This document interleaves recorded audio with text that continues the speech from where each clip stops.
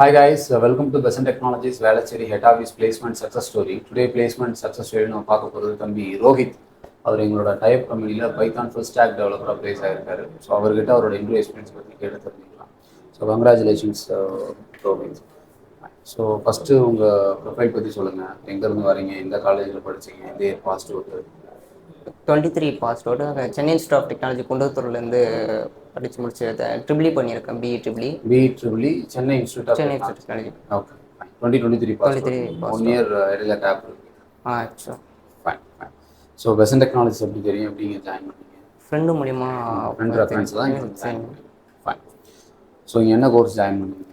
Full stack front and back and framework எல்லாமே. Fine. இது எத்தனாவது இன்டர்வியூ நீங்கள் ஆஃபர் வாங்கினது? தேர்ட் இன்டர்வியூவில். ஃபைன். ஸோ இப்போ நீங்கள் ஆஃபர் வாங்கின கம்பெனியில் மொத்தம் எத்தனை ரவுண்ட் இன்டர்வியூ இருந்துச்சு, என்னென்ன கேட்டாங்க?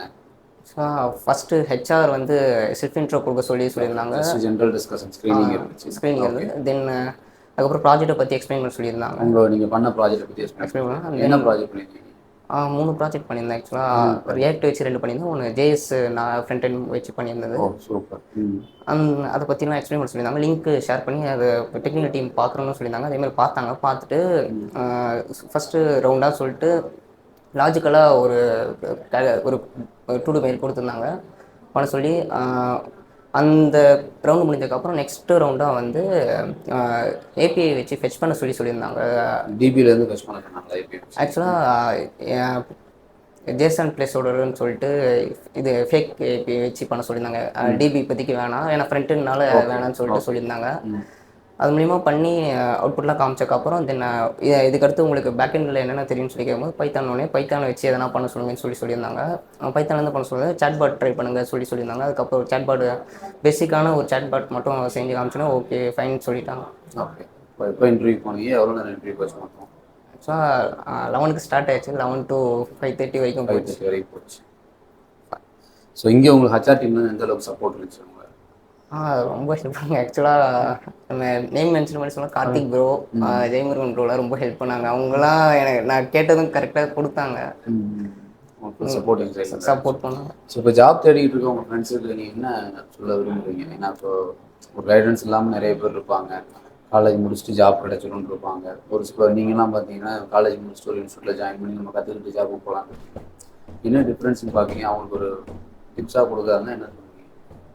கன்ஸ்டண்ட்டாக படி சொல்லுவேன், அப்டேட் பண்ணிக்கிட்டே இருக்கணும். ஆக்சுவலாக எனக்கு அப்டேட் ஏன்னா லேர்னிங் வந்து நம்ம நிறுத்த முடியாது. ஆக்சுவலாக அடுத்து போயிட்டே இருக்க வேண்டியதாக இருக்குது.